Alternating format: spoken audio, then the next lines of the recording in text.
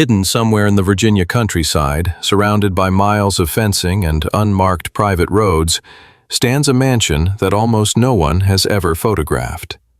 The woman who lives there possesses a fortune estimated at approximately $90 billion. Her grandfather invented the Milky Way bar.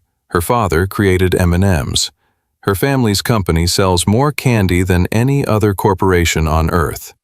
However, if you passed her on the street, you would never know it. She has spent her entire life ensuring that anonymity. They call it the secret candy dynasty. And this is the story of the Mars family mansion. Frank Mars was born in Hancock, Minnesota in 1883, into a world that offered him very little. His father operated a grist mill in a small farming community where opportunities were measured in bushels of wheat. Before Frank could even walk properly, he contracted polio. The disease left him with a permanent limp. He could not run with other boys, nor could he work the fields. He spent long hours confined to the kitchen, where his mother, Alva, baked and cooked for the family. It was there, watching her work, that Frank discovered something that would change everything. Alva Mars made candy. She pulled taffy, shaped chocolates, and let her disabled son help her. The boy who could not play learned instead to temper chocolate, judge the consistency of caramel, and understand the alchemy of sugar and heat. By some accounts, he was selling hand-dipped chocolates to classmates before he turned 10. The kitchen became his education. Candy became his obsession. Frank married Ethel G. Kissick in 1902. He was just 19 years old, ambitious, and convinced that candy would make his fortune. The following year, Ethel gave birth to their only child, a son they named Forrest Edward Mars. However, fatherhood could not stabilize Frank's restless ambitions. He started candy businesses only to watch them fail. He moved the family from Minnesota to Seattle, then to other cities, chasing opportunities that seemed to dissolve the moment they arrived. The brutal pattern repeated itself. A new shop, a burst of optimism, then creditors at the door, and another move. Eventually, Ethel had had enough. The marriage ended in 1910 when Forrest was 6 years old. By most accounts, Frank essentially abandoned both his wife and his son. Forrest spent the rest of his childhood in Saskatchewan, Canada, raised by his mother and grandparents. He would not see his father for many years. That absence left a wound that would never fully heal. Frank remarried in 1910 to a woman named Ethel V. Healy. This second Ethel proved to be a more capable business partner. Together, they continued starting candy companies and watching them collapse. Frank filed for bankruptcy multiple times. Seattle failed, Tacoma failed, Vancouver failed. By 1920, Frank Mars was approaching 40 with nothing to show for 2 decades of effort except shuttered storefronts and disappointed creditors. But Frank possessed one quality his failures could not extinguish. He kept trying. In 1920, he and his second wife moved to Minneapolis and started yet another candy company. They called it the Morrow Bar Company. They operated out of their own kitchen, just as Frank's mother had done decades earlier. The operation was tiny, almost comically modest compared to the industrial manufacturers already dominating the market. The breakthrough came from an unlikely source. According to various accounts, Frank was inspired by the popularity of malted milk drinks at soda fountains across the country.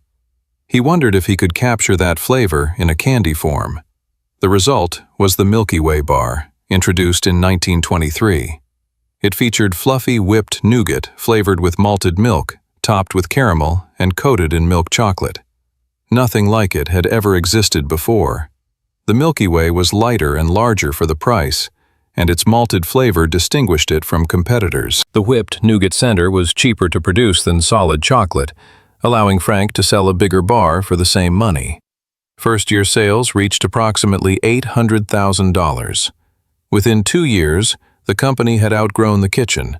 Frank built a new factory in Chicago in 1928. By 1930, Frank Mars had gone from a serial bankrupt to a millionaire. That same year, he introduced another product named after the family horse. The Snickers bar featured peanuts, caramel, and nougat covered in milk chocolate. 2 years later came the Three Musketeers. In less than a decade, Frank Mars had created 3 of the most successful candy bars in American history. The man who could not stop failing had finally succeeded. But someone was watching this success with complicated emotions. Forrest Mars, the abandoned son, had grown into a driven and brilliant young man. He had worked his way through Berkeley, studying economics and business. He had followed his father's career from a distance. Sometime around 1930, Forrest appeared at his father's Chicago factory. He wanted in. The reunion did not go smoothly. Forrest was aggressive, opinionated, and convinced he knew how to run the business better than his father did. Frank was protective of the empire he had finally built. The arguments grew heated. Old wounds reopened alongside business disagreements. By 1932, the situation had become untenable. Frank gave his son a sum of money, variously reported as around $50,000, along with the foreign rights to manufacture Milky Way bars. Then, he told Forrest to leave. Forrest Mars arrived in Europe in 1932 with his father's money, the Milky Way formula, and a burning ambition to prove that he could build something greater than anything Frank had ever imagined. He was 28 years old. He was brilliant. And he was utterly convinced of his own abilities. Europe would become his laboratory. He settled first in England, establishing a small factory in Slough, a working-class town west of London. The operation began modestly, producing a candy bar based on the Milky Way formula, but adapted for English tastes. Forrest called it the Mars bar. It was sweeter than its American counterpart, with denser nougat and a thicker chocolate coating. The English market responded enthusiastically. Within a few years, the Mars bar had become one of the most popular confections in Britain. But Forrest was not content to simply replicate his father's success in a new market. He wanted to understand everything. According to various accounts, he traveled extensively across Europe, visiting chocolate manufacturers in Switzerland, studying operations at Nestlé and Toblerone, and learning techniques that American candy makers had never mastered. He was particularly fascinated by European approaches to milk chocolate, which tended to be smoother and more refined than the grainier American versions. Forrest also developed an obsession with quality control that bordered on the fanatical. He would visit the factory floor unannounced, running his fingers along equipment to check for dust, tasting products randomly pulled from the production line, and firing employees who failed to meet his standards. Former workers from this era described him as terrifying, a perfectionist who accepted nothing less than flawless execution. The culture of fear he established in Slough would later define the entire Mars empire. Meanwhile, back in America, Frank Mars was enjoying the fruits of his success.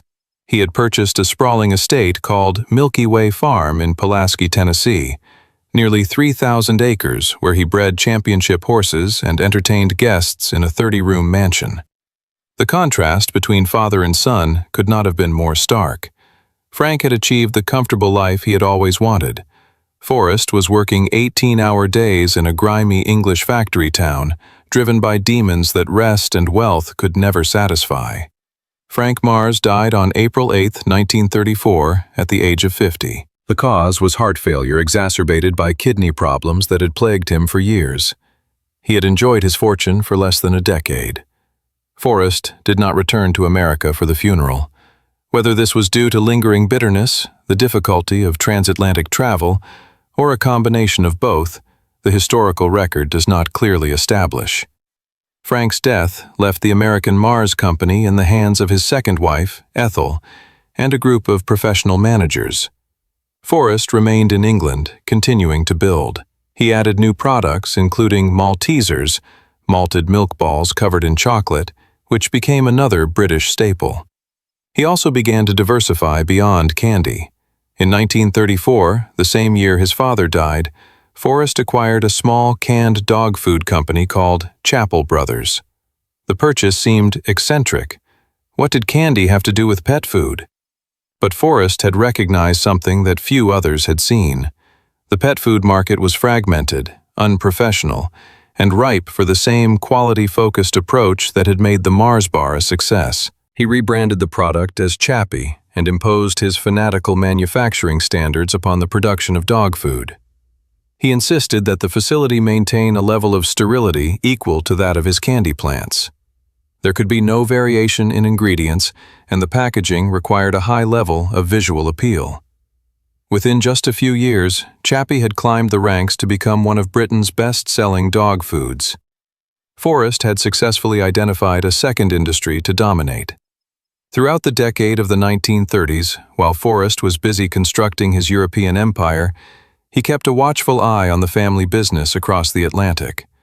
Reports suggest he made multiple overtures to seize control of the Chicago operations, yet Ethel Mars and her executive team steadfastly refused him. The American branch continued to prosper on the back of Milky Way, Snickers, and Three Musketeers, but it displayed a lack of innovative spirit, remaining profitable yet stagnant. Forrest found both that stability and that stagnation unbearable. However, the onset of the Second World War altered the landscape entirely. When German bombs began raining down on London in 1940, Forrest's English operations suffered from severe rationing and supply chain disruptions. Yet, more importantly, the conflict created the specific circumstances that would finally permit Forrest to return to the United States with a concept destined to revolutionize the confectionery trade forever. The origin story of M&Ms, according to the most credible lore, traces back to a trip Forrest took to Spain during the Spanish Civil War. It was there that he noticed soldiers consuming small pellets of chocolate encased in a hard sugar shell. This outer layer prevented the chocolate from turning into a mess in the heat of combat. Forrest instantly grasped the commercial possibilities. A chocolate that resisted melting in the hand could be marketed during the summer months, transported over vast distances, and enjoyed in environments where standard chocolate bars would reduce to useless puddles. When Forrest returned to America in 1940, he brought this concept with him. He required a partner who possessed access to chocolate reserves during the tight rationing of wartime. He found that ally in Bruce Murray, the son of William Murray, who was then the president of the Hershey Chocolate Company. The younger Murray had fallen out of grace at Hershey and was searching for a new venture. Forrest proposed a partnership, offering him a 20% stake. They named the new enterprise M&M Limited, with the initials representing Mars and Murray. Manufacturing commenced in 1941 within a modest factory in Newark. Initially, the candies were sold exclusively to the armed forces, packaged in cardboard tubes that fit easily into soldiers' pockets. These small chocolate pellets traveled to every theater of the global conflict. Millions of young American GIs acquired a taste for M&Ms while stationed overseas. Upon their return home, their desire for the candy did not diminish. The cessation of hostilities in 1945 unlocked the civilian market at the exact moment a generation of M&M addicted veterans was reintegrating into American society. Forrest was prepared. The cardboard tubes were replaced by the now famous brown bags. The marketing tagline emerged, promising chocolate that melts in your mouth, not in your hand. Revenue surpassed even the most optimistic projections. By the late 1940s, M&M's had established itself as one of the top-selling confections in America. In 1949, Forrest bought out Bruce Murray's stake, securing total control. The peanut variation was introduced in 1954. Finally, Forrest had eclipsed his father. The son who had been cast aside had constructed something far grander than anything Frank Mars had ever realized. Yet, Forrest was not satisfied. He still coveted the Chicago company. During the 1950s, he strategized to acquire it. While the specifics remain obscure, shielded by the family's legendary discretion, it is a matter of record that by 1964, Forrest had succeeded. He amalgamated his operations with the original business, forging a unified Mars empire. Forrest Mars was 60 years old when he finally held the reins of the entire entity. He had dedicated more than 3 decades to reaching this pinnacle. The consolidated Mars Corporation that surfaced in 1964 bore no resemblance to any other company in America. Forrest Mars had spent decades refining management tenets he deemed vital for victory. He now enforced these rules across the entire organization with the same zealous intensity he had applied to his English factory floors. He codified his philosophy into what became known as the 5 Principles. Quality stood at the forefront, demanding an obsession with creating products that adhered to the highest conceivable standards.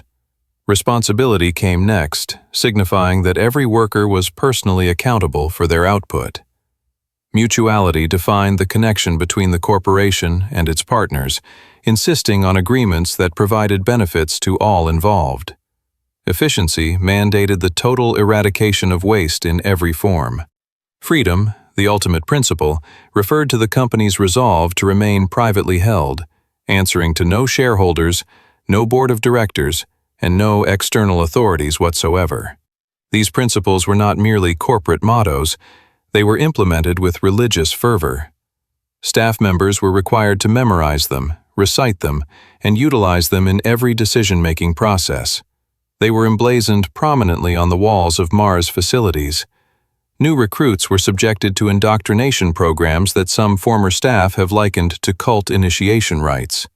The 5 Principles evolved into a form of secular scripture, with Forrest Mars serving as their prophet. The physical embodiment of these principles was evident in Mars factories globally. The facilities were maintained in a state of immaculate cleanliness, not just by food industry norms, but to an extent that visitors found jarring. Floors were polished until they mirrored the ceiling. Machinery gleamed, and employees wore spotless uniforms while adhering to hygiene protocols that far exceeded regulatory demands. Forrest himself continued to conduct surprise inspections well into his 60s, showing up unannounced to run his fingers over equipment and taste products straight from the assembly line. The principle of efficiency permeated every facet of operations. Executives at Mars did not possess private offices. They labored in open-plan environments alongside their subordinates, a practice that was radical in the 1960s and remains uncommon today. There were no reserved parking spots, no executive dining halls, and no visible symbols of hierarchy. Everyone, including senior leadership, punched a time clock. Employees who arrived late saw their pay docked, regardless of their rank. The implication was unmistakable. No individual was above the system. However, it was the principle of freedom that most sharply defined the corporate character of Mars. Forrest was adamant that the company would never go public, never answer to stockholders, and never have its choices critiqued by Wall Street analysts. This necessitated keeping the business entirely within the family and upholding absolute secrecy regarding finances, strategies, and internal workings. Competitors, regulators, and journalists would learn nothing unless the family chose to disclose it. This secrecy extended to the family members themselves. Forrest granted no interviews. He avoided society pages and business journals. He refused to attend industry conferences or accept accolades. His photograph was virtually absent from the public sphere. These same expectations were imposed upon his children and, eventually, to his grandchildren. A Mars family member who appeared in the public eye was considered a family member who had failed. This culture offered practical advantages. Competitors could not decipher Mars strategies by analyzing annual reports. Suppliers had no way to gauge the company's financial leverage.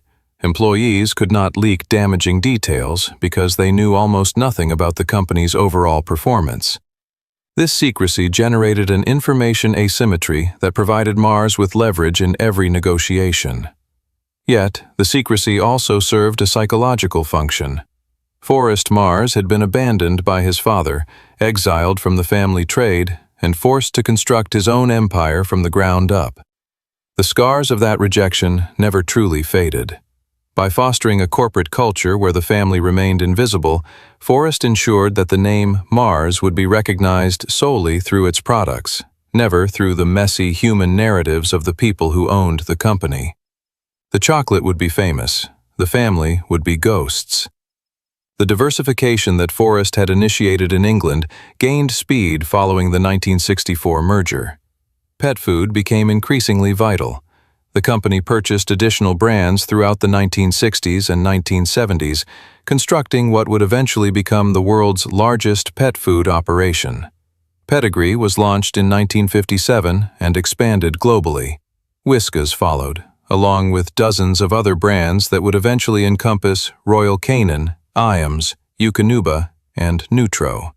The logic was characteristically Forrest.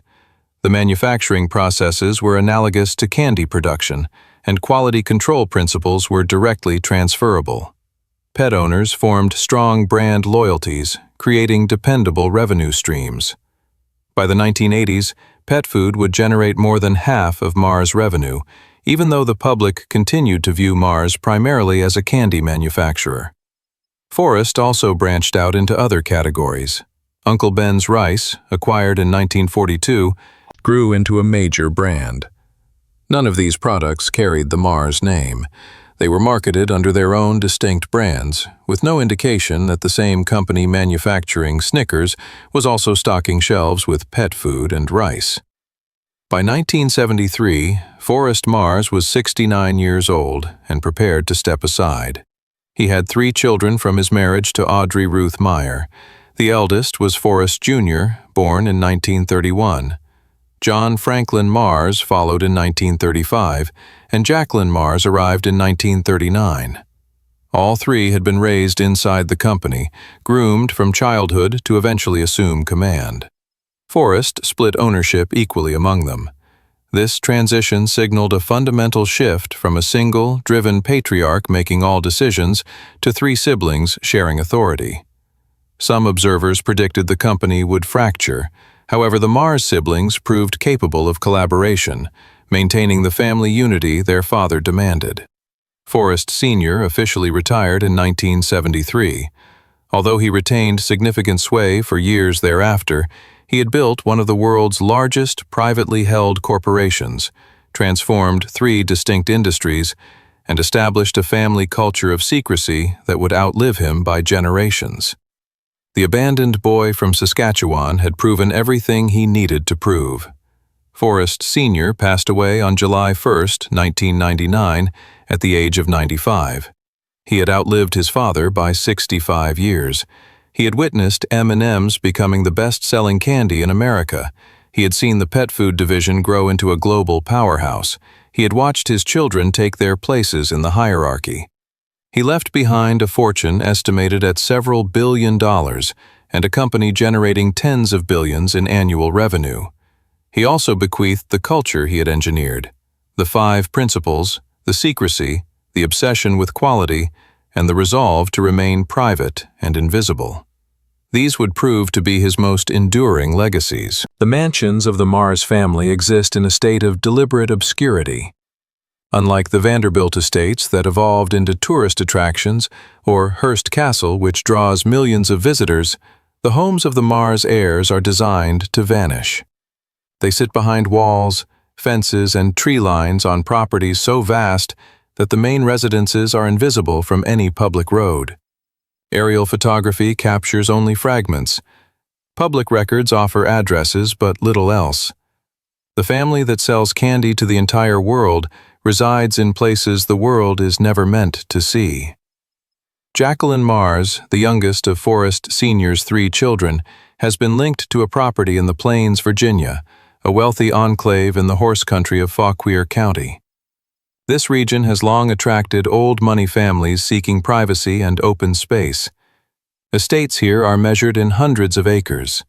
Neighbors include diplomats, financiers, and others who prize discretion over display. Jacqueline's property reportedly spans thousands of acres of rolling hills, forests, and pasture land, a landscape vast enough to swallow a small town. The main residence, according to the limited descriptions that have surfaced over the years, reflects the understated taste that characterizes the Mars family aesthetic. There are no gilded ceilings or marble ballrooms. The architecture leans toward traditional Virginia farmhouse styles, expanded and refined, yet never ostentatious. The message is clear. This is a family that feels no need to validate its wealth through architectural excess. The land itself, thousands of acres of some of the most expensive real estate on the eastern seaboard, makes a statement that no building ever could. Security at Mars properties functions on multiple tiers. The obvious measures include gates, fences, and guards. However, the most effective protection comes from sheer distance. When your nearest neighbor is a mile away and your property line extends beyond the horizon, unwanted visitors encounter obstacles that no electronic security system could equal. Journalists who have attempted to approach Mars residences report being intercepted long before any house comes into view, turned away by staff who offer no explanations and answer no questions. The brothers maintained their own establishments with a similar dedication to privacy. Forrest Jr., before his death in 2016, owned properties in various locations. John Mars, who passed away in 2023, was associated with residences in Wyoming and elsewhere. Each brother developed his own approach to the family's shared commitment to invisibility, but both upheld the code of public silence. The Virginia property associated with Jacqueline became the primary gathering point for the clan following Forrest Sr.'s death. According to multiple sources, this estate served as a sanctuary where the siblings, who collectively managed one of the world's most massive fortunes, could convene far removed from the threat of public surveillance. The compound is said to encompass not just the primary residence, but also an array of guest cottages, staff housing, equestrian stables, and the various outbuildings required to operate a functional farm. What transpires within these boundaries remains a mystery to the outside world. The Mars family strictly avoids hosting charity galas or political fundraisers that might invite strangers onto their land. They are absent from the pages of society magazines and architectural journals. No photographs of their interiors have ever been released. These homes exist more as folklore than as physical realities, their features constructed from conjecture rather than hard evidence. Maintaining this level of invisibility required ceaseless effort. Household staff reportedly signed ironclad confidentiality agreements, while vendors understood that any discussion of their work would result in immediate contract termination. Even residents of the surrounding towns learned to deflect inquiries from prying outsiders. A code of silence radiated outward from the family like ripples across a pond. The contrast with other American industrial dynasties could not be sharper. The Rockefellers constructed estates that were destined to become museums. The Carnegies financed libraries that bore their names on every facade. The Vanderbilts built Newport mansions specifically designed to awe and intimidate guests. These families viewed wealth as a performance art, something to be exhibited. The Mars family, conversely, viewed wealth as a vulnerability, something to be fortified and concealed. This philosophy was not limited to their homes. It permeated the company itself. Mars Incorporated has never floated an IPO. It files no annual financial reports with the SEC. It hosts no earnings calls for analysts. Its factories are closed to tours. The same metaphorical walls that encircle the family estates also encircle the corporate entity. Former employees have characterized the environment with a mix of reverence and unease. Compensation is high, frequently exceeding industry averages. Benefits are extensive, and the facilities are pristine, yet the culture of secrecy can feel stifling. Workers are dissuaded from discussing their roles, even with their own spouses. Strict social media policies forbid any mention of internal operations. The corporate culture that Forrest Sr. established has hardened over time into a form of institutional paranoia. The mansions are the physical embodiment of this ethos. They are not just residences but architectural statements of withdrawal. Every landscape choice is designed to obscure. A traveler could drive past a Mars estate without ever realizing it existed, which is precisely the objective. The magnitude of the wealth hidden behind these barriers is difficult to conceptualize. Recent valuations place the combined net worth of the Mars family well above $100 billion. This ranks them among the top 5 wealthiest families on the planet, surpassing dynasties whose exploits are tabloid staples. Yet the Mars heirs generate virtually no headlines. They have acquired the one luxury that money usually cannot secure: They have bought total privacy. However, such isolation comes with hidden costs. A family that remains invisible becomes a family that the public cannot humanize. In the absence of facts, rumors flourish. Speculation fills the void, and when tragedy inevitably occurs, the walls built to protect the family turn into barriers that block normal human empathy. The era following Forrest Sr.'s retirement tested the family's dedication to obscurity. Deaths and scandals offered the kind of drama that journalists yearned to expose. The mansions stood firm, and the walls remained high, but those inside learned that some events cannot be concealed forever. The three Mars siblings who assumed control in 1973 possessed distinct personalities bound by a shared mission. Forrest Jr., the eldest, assumed the most aggressive role in management. He was regarded within the firm as a formidable executive who upheld his father's rigorous standards while slowly modernizing the infrastructure. John, the middle brother, followed his own path, engaging in everything from cattle ranching to scientific research, serving on the board while keeping a lower profile.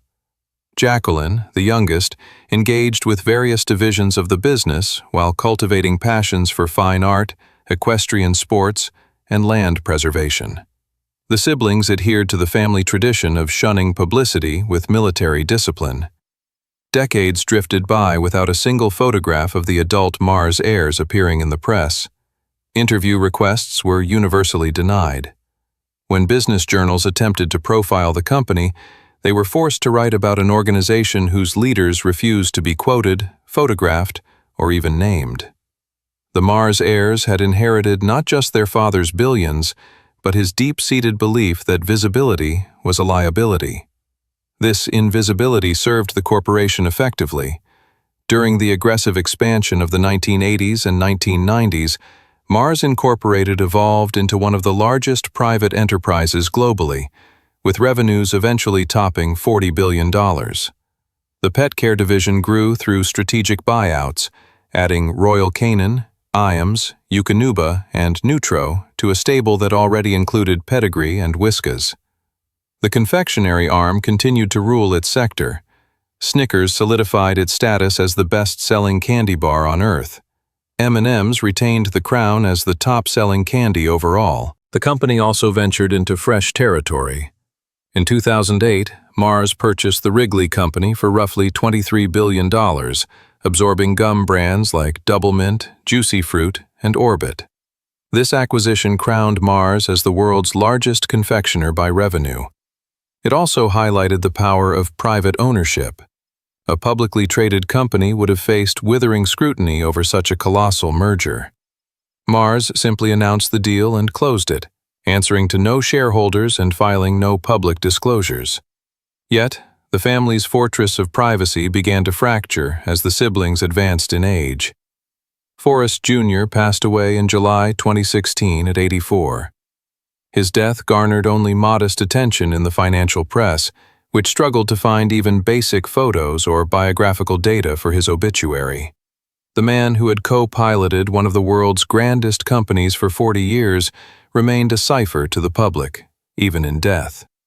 John Mars followed his brother in June 2023, dying at age 87. His obituaries mentioned his shareholding, his scientific curiosity, and his philanthropy. Yet the details were scant, the photos rare, and personal anecdotes virtually non-existent. Two of the three pillars of the Mars empire had left the stage, leaving almost no footprint in the public record. Only Jacqueline Mars remained of the original trio. And it was Jacqueline whose life offered the most glaring glimpse into the human reality behind the Mars facade, not through choice, but through a calamity that dragged the family into the spotlight. On the evening of October 4, 2013, Jacqueline was driving her Porsche SUV near her Virginia home when she crossed the center line on a rural road, colliding with an oncoming car. The other vehicle carried two women. One passenger, 86-year-old Irene Elliser, died from her injuries. The driver, Elliser's daughter, survived but suffered severe trauma. The crash thrust Jacqueline Mars into a level of exposure the family had avoided for nearly a century. Police reports became public domain. Court dockets created a paper trail. Reporters who had spent careers trying to pierce the Mars veil suddenly had access to facts that no corporate PR machine could bury. Jacqueline was charged with reckless driving, a misdemeanor in Virginia. The investigation determined she was traveling at roughly 63 miles per hour in a 45 miles per hour zone when she drifted into the opposing lane. The legal proceedings in Fauquier County moved with remarkable swiftness. In February 2014, Jacqueline Mars pleaded guilty. The judge issued a suspended sentence of 3 days in jail and a fine of $2,500. She also paid a confidential civil settlement to the Ellisor family. The financial penalty was less than a rounding error for a woman whose personal fortune at the time exceeded $20 billion. The discrepancy ignited a backlash. An elderly woman was dead, a billionaire received a suspended sentence and a trivial fine. The incident became a rallying cry for critics arguing that the American justice system offers a different set of rules for the ultra-wealthy. For the Mars clan, the accident was a breach in their perimeter. For a few brief months, Jacqueline Mars was a public figure. Her name graced headlines. Legal pundits debated her case. Strangers scrutinized her actions. The family responded in their customary fashion. They said nothing. No press releases were issued. No interviews were granted. They simply waited for the storm to pass. And eventually, it did. The news cycle churned forward. Jacqueline retreated behind her gates, returning to the obscurity that had defined her existence. The family mourned in private. The crash became a footnote, a stark reminder that even the most rigorously constructed privacy cannot withstand the impact of tragedy. However, the incident highlighted the hidden cost of the Mars strategy. When the crisis hit, the family had no reservoir of public goodwill. They were not viewed as benevolent philanthropists whose good deeds might soften the blow of judgment. They were not familiar figures whose humanity might elicit sympathy. They were abstractions, names attached to candy wrappers, holders of a fortune so vast it felt abstract. The privacy they had so carefully cultivated rendered them strangers to the very world they fed. The relationship between the Mars family and their workforce reveals another layer of this unique dynastic culture. Employment at Mars Incorporated means entering a universe governed by norms that outsiders find baffling. The pay is excellent, often well above market standards. Benefit packages are among the most lucrative in the food sector. The factories are maintained with a clinical precision that visitors find almost unnerving. But the cost of entry is total allegiance to a corporate culture that demands absolute discretion. Orientation for new hires has been described by some former staff as bordering on indoctrination. The 5 principles established by Forrest Sr. are not treated as mere guidelines, but as articles of faith. Employees are trained to recite them, apply them to every decision, and view them as the bedrock of the company's existence. This training goes beyond job skills. It instills a worldview, a specific concept of loyalty and excellence that merges professional duty with personal identity. For those used to transparent workplaces, the secrecy is a difficult adjustment. Staff sign non-disclosure agreements that cover far more than trade secrets. They are discouraged from discussing their daily work even with their families. Social media policies strictly forbid mentioning company facilities or internal methods. Violating these codes can lead to anything from a formal warning to immediate dismissal. The message is relentless. What happens at Mars stays at Mars. This environment fosters a specific type of workplace dynamic. Employees develop a fierce loyalty to the brand and to one another, bonded by their participation in a system the outside world cannot comprehend. Tenures at Mars are often exceptionally long. Those who thrive in this system often find it impossible to work elsewhere. They internalize the value so deeply that other corporate cultures seem chaotic and unprincipled. Yet, for those who cannot adapt, the culture is suffocating. The pressure to conform, the monitoring of behavior, and the demand to sublimate individual ego to the corporate identity can be overwhelming.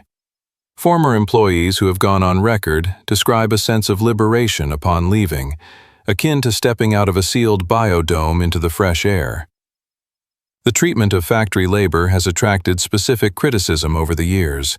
While Mars plants are safe and clean, the work is grueling. Assembly lines move at speeds that demand unbroken concentration. Strict quality controls mean errors are instantly traced back to specific individuals. The principle of efficiency creates a relentless drive to produce more with less. Workers who cannot keep pace are quickly weeded out. However, the labor practices within their own walls are only part of the equation. The chocolate inside every Snickers and M&M originates from cocoa beans harvested primarily in West Africa, in nations like Ivory Coast and Ghana. The conditions under which these beans are gathered have raised ethical questions that the Mars fortune cannot easily resolve. Investigations by journalists and human rights groups have documented the widespread use of child labor in the cocoa sector. Children as young as 5 have been found swinging machetes, carrying heavy loads, and handling dangerous pesticides. Some are the children of impoverished farmers. Others are victims of trafficking from neighboring states, working in conditions that international observers liken to modern slavery. The link between this exploitation and the chocolate industry is no secret. In 2001, major chocolate manufacturers, including Mars, signed the Harkin-Engel Protocol, promising to eradicate the worst forms of child labor. The protocol set aggressive targets, which the industry has repeatedly missed. Studies suggest that despite numerous pledges and programs, the prevalence of child labor in cocoa farming has actually risen. Mars Incorporated has responded with various sustainability initiatives. The company invests in farmer education and supply chain monitoring. Corporate spokespeople acknowledge the severity of the issue while highlighting the difficulty of solving systemic poverty in regions with weak governance. Critics argue these measures are insufficient given the magnitude of the crisis. The economics of cocoa incentivize exploitation. Farmers receive pennies on the dollar for the chocolate sold in Western stores. The pressure to cut costs inevitably falls on the most vulnerable link in the chain, the children who have no voice. The paradox is inescapable. A family that has amassed over $100 billion by selling joy relies on a supply chain tainted by misery. The mansions in Virginia and Wyoming are built, in part, on cheap cocoa.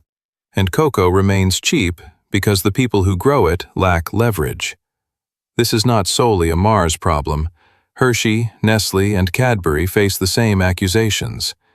The issue is structural, rooted in global commodities markets. No single corporation can solve it alone. Yet, the Mars family's obsession with privacy makes their stance particularly awkward. Other CEOs give interviews and cultivate images as responsible leaders. Mars has no such figurehead. There is no human face to associate with the company's efforts or its failures. There is only the silent fortune accumulating behind walls. The chocolate in your hand was created by ghosts, sweetened by the labor of children, and consumed without a thought for its origins. Whether the Mars family bears a unique responsibility or is merely a cog in a global machine is a question their silence leaves unanswered. The deaths of Forrest Jr. and John left Jacqueline as the sole survivor of the third generation. Now, in her mid-80s, her personal wealth is tracked at over $90 billion, making her one of the wealthiest women in history. She has outlived her brothers and survived a public scandal. She remains as she always has been, invisible to the consumers who built her fortune. The next generation is already stepping into power. The children of Forrest Jr., John, and Jacqueline form a cohort that will steer the empire. Victoria Mars has emerged as the most visible among them, occasionally appearing in business journals and serving on the board. She is described as active in governance, but by the standards of American dynasties, her profile is minuscule. The family code holds firm. The shift to the fourth generation poses challenges that secrecy makes hard to predict. How will equity be split among a widening pool of heirs? What structures will prevent the infighting that has destroyed other fortunes? Will the new guard keep the vow of silence? History offers grim warnings. The Rockefellers saw their dominance diluted as the family expanded. The Vanderbilts spent their fortune into oblivion. Maintaining concentrated wealth across generations is a feat that has baffled families far more transparent than the Mars clan. Mars Incorporated operates today much as it did 50 years ago. It remains private, answerable only to blood. Revenue is estimated at over $50 billion, derived from candy, pet food, and veterinary services. The acquisition of VCA veterinary clinics demonstrates the family's long-term vision. They realized that the emotional bond between humans and pets allows for premium pricing that candy cannot match. Today, Mars is not just feeding dogs, it is treating them, capturing value at every stage of a pet's life. This strategic brilliance exists alongside the commitment to secrecy. Mars releases no data. It ignores the pressures of the stock market. No activist investor can demand a pivot. No viral tweet can force a boardroom shakeup. The fortress built by Forrest Sr. has proven incredibly robust, yet those walls create blind spots. A company that never explains itself cannot generate sympathy. A family that ignores the press has no allies when public opinion turns. The Mars strategy is to let the product speak and hope silence looks like dignity. So far, the math works, the fortune grows, and the products sell. The company expands, and the family stays hidden. 4 generations have lived and died in the shadows. Their triumphs and failures have vanished into the void they created. Frank Mars, the crippled dreamer. Forrest Sr., the vengeful empire builder. The siblings who held the line, and the heirs who now take the reins. Their true stories are lost, replaced by rumors. What is the cost of buying total privacy? The question hangs over the Virginia estate like the morning fog. The mansion remains invisible from the road. Whether Jacqueline resides there or has moved on, no one knows. The Mars heirs do not broadcast their lives. They exist behind their walls, compounding their wealth. Jacqueline has engaged in philanthropy, supporting conservation in Virginia. The Mars Foundation funds various causes, though with less transparency than its peers. The company now publishes sustainability reports, a concession to modern expectations. They pledge to reduce carbon footprints and fix the cocoa supply chain. Whether this is genuine or merely sophisticated PR is up for debate. Some see signs that the 4th generation might be slightly more open, but these are cracks in the dam, not a collapse. The core philosophy remains. Over $100 billion is concentrated in one family, a staggering sum. That money could reshape education or medicine. Instead, it sits under management, growing larger. The family offers no roadmap for its use. Ultimately, the story of the Mars Mansion is the story of American wealth in its purest distillation. Frank wanted security. Forrest wanted vindication. The heirs wanted preservation. The fortune became its own purpose. It requires no external validation. Snickers is the world's top bar. M&Ms have no equal. The pet food empire is secure, but nothing lasts forever. Wealth tends to dissipate through division and mismanagement. The Rockefellers and Carnegies are proof. Whether Mars will follow that path is unknown. Their private structure offers protection those families lacked. No shareholders, no hostile takeovers. But the world changes. Climate change threatens cocoa. Public sentiment turns against billionaires. The privacy that protects them could become a liability. For now, the mansion stands. If you buy a Snickers tonight, you add to a century-old fortune. The taste is familiar. The wrapper is bright. You will not think of the family. That is how they want it. They have achieved the impossible. They are everywhere and nowhere. They are the invisible center of American commerce. The candy is sweet, the history is complex, and the family behind the gate says nothing at all.